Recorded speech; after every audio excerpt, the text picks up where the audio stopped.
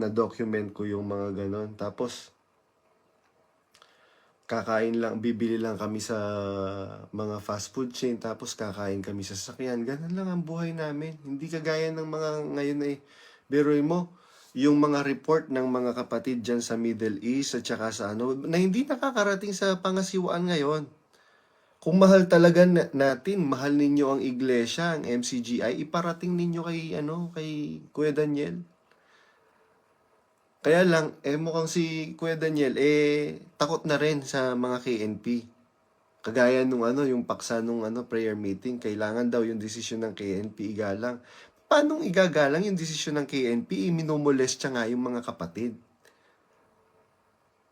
Kagaya nung ginawa sa akin, pinagtulungan ako ni Noli Saballa. Yan, babanggitin ko. Talaga, meron akong katibayan dyan. Yung Noli Saballa na yan. Walang hiya yan. Ako. Walang yayang Noli Saballa na yan. Pinagtulungan nila ako nung nanay ni Kuya Daniel.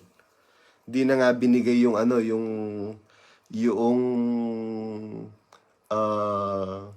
commission ko. Ayan, nanonood. Alam ko nanonood yung kasambahay nung pinagbilhan nung house and lot.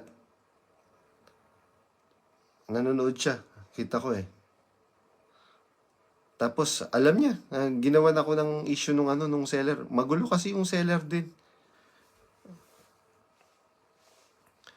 Tapos sinisiraan ako. Hindi nyo na nga binigay yung commission ko, tapos sinisiraan nyo pa ako. Tapos sasabihin nyo yung sa Diyos kayo ngayon. Anong kapal ng pagmumukha ang meron kayo na alam ninyo sa sarili nyo na nagsisinungaling kayo, na nang-aapi kayo ng tao, tapos ikiklaim nyo, sinasabi nyo na kayo ang sa Diyos. Ang kapal ng pagmumukha ninyo.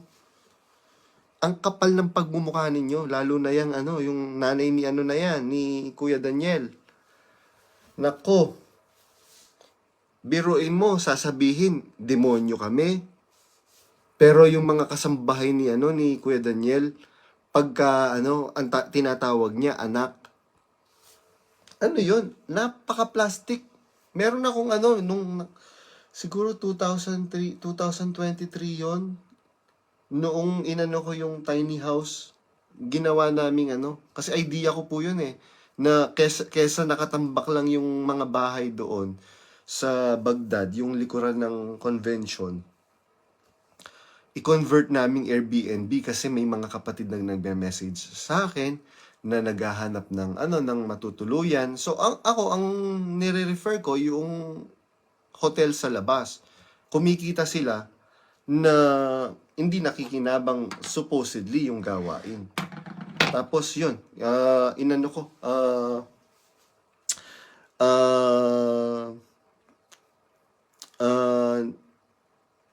sinuggest ko dun sa daddy ni Kuya Daniel. Mahal kasi ako nung daddy ni Kuya Daniel. Nung nasa Singapore nga kami, gusto niyang i-adapt ako, gawin akong rason din. Kaya lang, ayoko naman, kasi syempre, ako yung junior ng tatay ko, tapos magpapapalit ako ng pangalan. Tapos, yun, siguro doon ako start na pinag-initan nung mother ni Kuya Daniel. Ewan ko lang bakit ganon. Tapos akong sasabihin ninyong may puot. Kung meron akong puot, hindi ako tatagal dyan. Mind you, mag-isip-isip lang kayo. Huwag kayong mga bulag. Mag-isip-isip kayo. Mind you, hindi ako tatagal dyan ng 20 years. More or less. 20 years. Walang sahod po yun, ha? Walang sahod. Tapos minumura-mura ka pa. Tapos makita ka lang na nakaupo, sisigaw-sigawan ka. Nagpapalaki ka daw ng bayag, etc. Tapos pag may sakit ka, hindi ka pwedeng hindi magtrabaho. Kasi sasabihin nila, nagsasakit-sakitan lang. Maraming diyan.